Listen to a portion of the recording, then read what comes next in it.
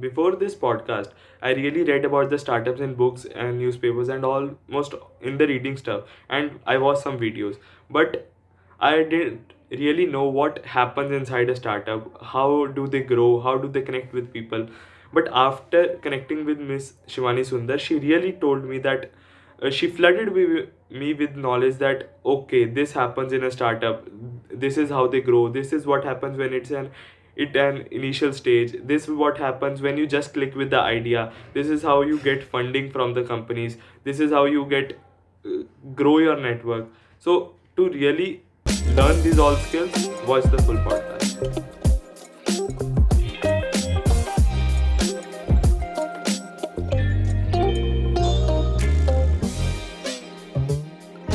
So, hello everyone, welcome to our first episode of Talk with Arjun. And we have a very special guest today, Miss Shivani Sundar. And I don't know how to describe her because everything a college student can think of, she has done it. I mean, she's a freelancer, a UI UX designer, a graphic designer, and even a software engineer. So, now I would like to request Shivani Di to introduce herself. Hi everyone, this is Shivani Sundar. I'm an aspiring designer from Chennai. To give a brief insight about me, so I've been into art ever since I was 6 years old. So back then, I used to do small drawings and everything. So I had the eye for art back then. So I developed that like as the years just flew by. So I started making my own customized paintings and merchandise back like 4 years back through my Instagram. After that, I developed that page onto making much more meaningful stuff like posters and websites. So when I was doing a poster, I was always focusing on, communicating something to the people. When I want to do a poster, I don't want to do something for just the look of it. I want to communicate something through it. Maybe it's mental health, or it can be any issues that people are going through, or it can be any sensitive topic or political topic that people might need to. After that, I ventured into UI and UX. So last year saw the launch of City Square, an Android app. So what it basically does is it finds the center location of all the places that you enter, and it also gives you restaurant suggestions and everything. So it's an Android app as of now, and it has around 3K downloads by now. So then later we launched Techno, which is a startup which has brilliant young people who want to do web design, web development, who want to learn about design, development, and everything. So we always encourage young people with fresh minds who want to learn something, right? So that's about how my journey has been so far. So I'm deeply privileged to be part of this talk. Okay. So, Shivanidhi, what inspired you to learn all these skills? I mean, these are different from the conventional skills such as coding and etc. And what is the basic use of these skills in the real world, that is in the big IT companies? Okay, to answer that question, I would like to tell you that when I started this out, I did not have any confidence in me. I started out with engineering because that's the beaten track. Everyone wants to do either engineering or they want to do medicine or they want to do accounting. No, nothing negative or anything against these things. So these are the professions that people have been taking, like eminent people have been taking through the years. So I have complete respect for those things. So when design, art, and all of these things are coming into the picture, they are not, looked up for because people they generally say people who do not have the technical skills they probably end up there. But people fail to understand that design is something completely different and it's indispensable in today's world. Any layman cannot do design because Hmm. you need to have the eye for it, you need to have the creativity, and you need to know how to translate your thoughts into something that you can see. Ultimately, how much ever strong your idea is, we ultimately see it with the naked eye. And if it's going to be something messy and shabby, it's not going to reach out to the people. However strong the idea is, we want to make sure that it looks aesthetic and it's also functional so that people will understand what it is. So these days I can write and say that no company or a startup works without design. Anything and everything you need design. You need a poster, you need a brochure, anything and everything you need design. And design is not just about the look of it. It's the whole process of doing it. That's what people like these days maybe fail to understand. But I'm really happy that these days there's been a lot of voice for designers and design aspirants actually. I am also a graphic designer, let's say. Okay, that's lovely. Yeah. So, what is the use of these designs in the IT companies? I mean, a graphic designer in IT company. Right. So there are two things that you might want to see. A graphic designer can go and work in a design-based company, as in a company that designs, and another company that uses design as its tool. For example, let's say you're working in a big company that is an IT company. Probably they'll use design as a tool to enhance their work, or here and there. Probably you might be working as like a graphic media assistant or social media designer, or a content brand content designer, and all of these things, because even I have done all of those things. So, Okay. and another exactly contradicting thing is that when you're working in a design house, so Hmm. which is where you'll actually get into the idea of designing, the core design aspect. So it's exactly like the difference between studying in an engineering college and studying in a design college. So Hmm. in both the ways, you can use design in either way. But when the application varies, that's what I want to say. It Hmm. also depends on what you want to do, whether you're more inclined towards the artistic design elements, or you want to see how it's practical in the real world. Yeah. Hmm. Because UI UX these days, it's exactly a bridge between design and Hmm. technology. Hmm. Because technology is like unbeatable. It's never going to die off, right? So design is something that's accentuating the technology part of it. Hmm. Hmm. These days, a lot of important. Why like design has become important these days? That's because there is plenty in the ocean. People need to diversify, people need to differentiate themselves from one another, which is why there should be some factor that's going to pop them out from the crowd, Hmm. and which is where I think design plays a major Hmm. role. So if you see food delivery apps, there are thousand food delivery apps, Hmm. Hmm. and I'm pretty sure that that the big players are Swiggy and Zomato. So Hmm. I can write and say that design has also been one of the major factors that put them out in the crowd. Obviously, there are a lot of other factors like logistics and a lot of other things are there. With due respect to all of it, but I can write and say that design is definitely one of those things that pop them out of the crowd. Hmm. Hmm. Okay. So most of the college students mainly follow the conventional path, that is they do coding and then there is a software engineer. So you followed an unconventional path, that is graphic designing, then going to various startups and that stuff. So is there anyone that you really inspire for, or you whom you watch at that time, that I have to follow an unconventional path only, that this is not meant for me? Okay, so I can actually say that when I finished my 12th grade, I had an idea that engineering is my thing. Hmm. Back then, I tried studying in NID, which is like the most, a famous design institute in India. Okay. But then I understood that the competition is super high out there, and it's pretty easy when you take the coaching, design Hmm. coaching, and all of these things, for Hmm. which I did not have the time back then, because Hmm. I was preparing for IIT, JEE, and all of those things. Hmm. So I actually got through NID when I finished my first year of engineering. But then I decided not to drop out, so I had to finish my 4 years of engineering. So after I finished engineering, I had plans of going to a master's and everything, but I had a backup job. It was like at a software company. I thought I'll probably take it up, like I'll do it. But after 1 month of working there, I realized that I'm not the person who can do a 9 to 5 job in an IT company, Hmm. because I needed something that's going to provoke my thought. I don't want something that's going to be completely technical, because I wanted something to be a bit creative and also technical. So Hmm. I could not do something that's 100% technical. So I Hmm. want to do something like that works for me and it holds my skills and my passion. So I Hmm. decided like, okay, let's take a break and let's work in another startup. But the Hmm. same thing was happening again and again. So I decided that okay, let me take a break and let me take a sabbatical and actually understand what I really want to do. And then I realized that this is what it is. Design is what I want to do. Hmm. Because I'm not just a designer, I'm an artist primarily, and then I became a designer as well.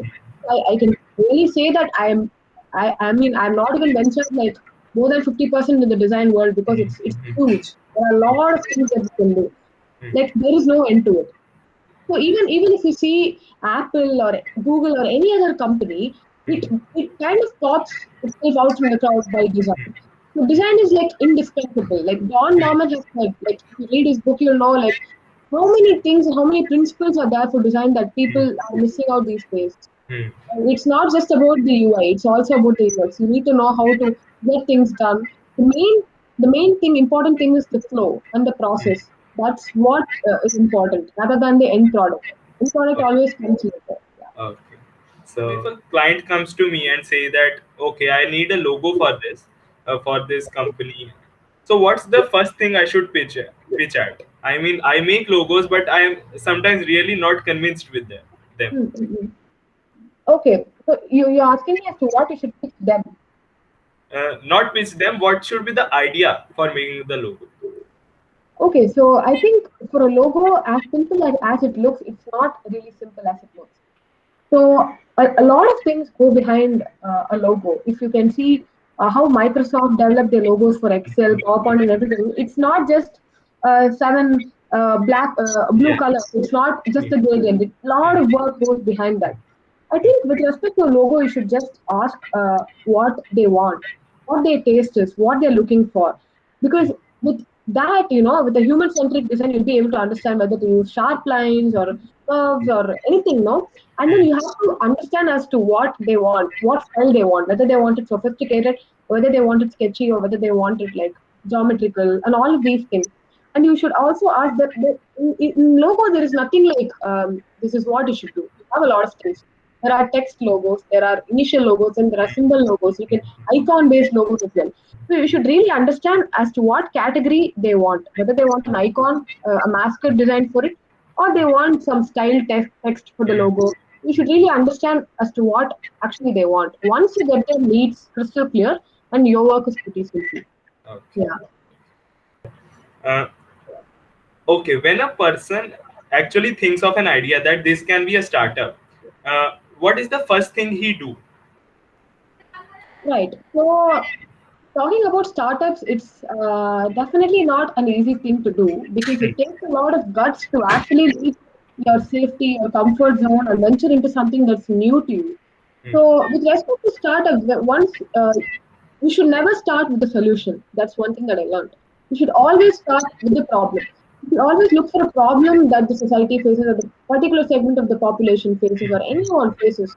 And you should see if it's redundant already, or if solutions have been already found for it. You should do intense research on the market value and everything. You should do complete market research on what's there and what's not there. And if something is already there, what's not there in it. You should see what it is to develop a new product, because these days I can write and say nothing is new. They're only like improvising over something or the other, and you have to see if the improvisation is good enough for the society to accept it, right? So if you don't have a startup idea, it should always be a problem and not a solution, because solution is the last thing that comes in. You should see what the people are facing, and then you should find a suitable solution for it, and you should see if it's novel. That's the thing. Okay. So when a startup is okay launched, then a person before just launching the startup, he thinks that okay, I have to take the funding from some big IT company. I have to hire people. I have to grow my network. At that time, what is the mental stress at a person? See, actually, it's a huge thing to do. Actually, mental stress is definitely there, and it's gonna be there throughout. When you're having a startup, when you're running a startup, the mental stress is definitely there. It all depends on how you balance it, because you have work, you have mental stress, you have work-life balance, you have a lot of things to juggle at the same time. So, talking about investment, investment is something that can be done either prior to the startup or after the startup. Some people are very confident that they can get funds even before the startup is launched, because maybe their ideas are strong enough, they're pitching it like strong enough. That's fair. And other people, like other investors and VCs, may also believe, like, okay, once it's launched, let me see the response and then I may take a decision. So it completely depends on the investor and the VC to do it before, prior to the launch or after the post launch. Okay. So investment is definitely a huge thing, because you have to convince someone to get on board and invest in your product or an idea that's going to last or not last. You never know. It's always like it's a 50-50 chance that they're going to take and we are going to take as well. Because even after they're getting on board, it's 100% pressure on us to keep the standards high. We always have to do something novel all the time to keep the standards high, to keep the scales high, right? So it's a huge pressure. It's a lot of pressure to put in. Okay. So, uh, actually, the what is the future of startups according to you? Startups are the real thing, I guess, because these days everyone wants to be independent. Everyone wants to be on their own. They want to do something without, any stress, any barriers, right? Hmm, hmm, So obviously, I can clearly say that uh, starting up right after your graduation may not be a good idea unless and until you have all the resources, investments in the team, and everything, and strong idea. If not, then it's completely okay. You can start up at 58. You can start up at 22. hmm, The age is never the number. hmm, But once you decide to start up, you have to be ready to face all the challenges that comes forth because it's not an easy thing. You hmm, have to be like completely open to all the consequences that are coming in, whether they're positive or negative. hmm, The pros are that you'll be completely independent. You don't have to work under someone. You don't have to go for the norms or the rules that the company is having, right? You can frame your own rules and everything. You can create your own work culture. You can nurture people around, and it works that way. But yeah, there are some cons as well because it may go up or down. You don't have it may be a liability or it may be an asset, hmm, so you don't have a say over it. But I guess once you have the contacts, networking, and the assets for it, I think you should just go for it. hmm. So, as artificial intelligence is increasing day by day, so do you think that the graphic domain is in any danger from it? Uh, I think no, actually, I think AI and graphic design. I think one day they should just go hand in hand because AI is also something that's never going to die. And these days there is AR and VR as well, which is Hmm, venturing into the domain. hmm. So even personally, even I've been asked to design the interface for a VR template. So Okay. which is where design comes in as well, right? Like it doesn't just work with the technology. You need something. You need to look at it. How do you look at it? You look at it through the design. You have a VR thing, and you look at it, right? You Yes. cannot just look at the lines of code. You won't understand. A layman wouldn't understand. So that is where I think design comes in. I think the future is going to be completely intertwined with design and technology. That's how it's Hmm. going to. Yeah. Okay. So this is the end of the podcast. Only a few questions for the first episode, but I'm really grateful that you came here. Any final messages for the audience? Yeah. Firstly, like, thank you so much for having me here, because it means a lot to actually give a candid conversation about this.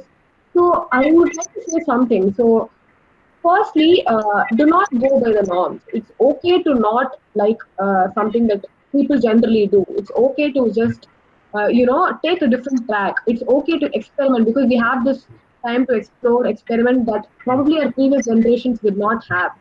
It's not like we have to like go by what's there, in the past. So we can always explore, experiment, stay hungry for new ideas, just take Hmm. the new steps as they come, take the challenges as they come. And I'm pretty sure that design is definitely gonna go like so much like high, and it's gonna go places in the years to come because it's a fresh domain and there are lots to explore in that domain. And design is definitely gonna be like indispensable as technology is. So yeah, to all the fellow designers, like I completely like motivate you to take it up and do it. Yeah.